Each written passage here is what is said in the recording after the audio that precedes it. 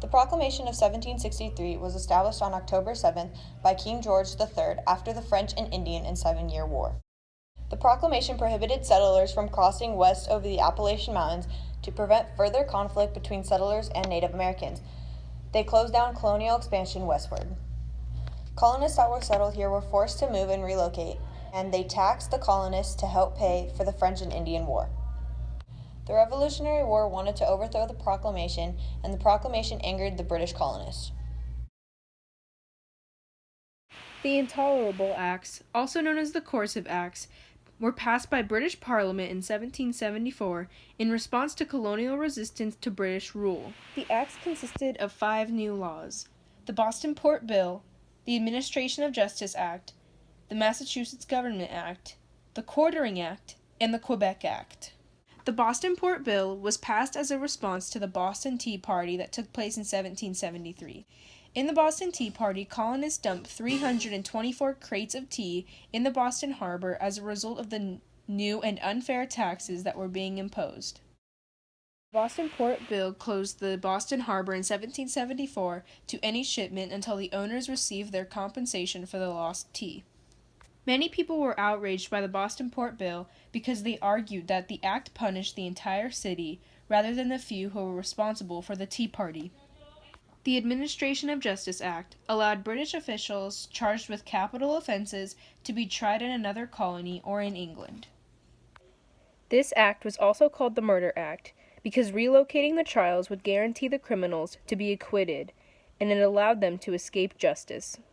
The Massachusetts Government Act declared that the government of the Massachusetts Bay Colony, which was established by charter in 1691, was flawed. So Parliament replaced their government with an appointed one and increased military power. Parliament also placed restriction on town meetings, ordering that no meeting other than the single annual session should be called without the governor's permission. The Quartering Act was designed to force local colonial governments to provide provisions and housing to British troops. The act also required colonial governments to pay for the costs associated with quartering British troops, such as food, shelter, bedding, firewood, beer, and candles.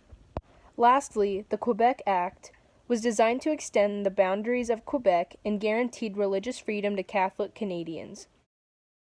Although the act was not related to the punishment of Boston, it related to the expansion of the province of Quebec and was seen as an additional threat to the expansion of the colonies. These acts represented an attempt to reimpose strict British control over the American colonies and assert authority in America.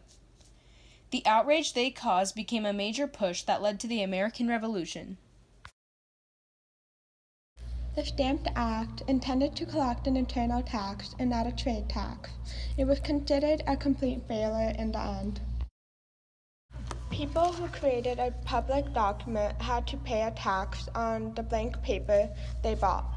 Officials would place a stamp as proof of payment. The tax was payable in gold and silver, not paper money. The organization of the Stamp Act protest led to the formation of the Sons of Liberty. As we can see, the Proclamation of 1763 and the Intolerable Acts had a much larger effect on the start of the American Revolution than the Stamp Act, because the Stamp Act didn't affect everyone in America. Slaves and many Native Americans were not affected because the act was targeted at the colonists.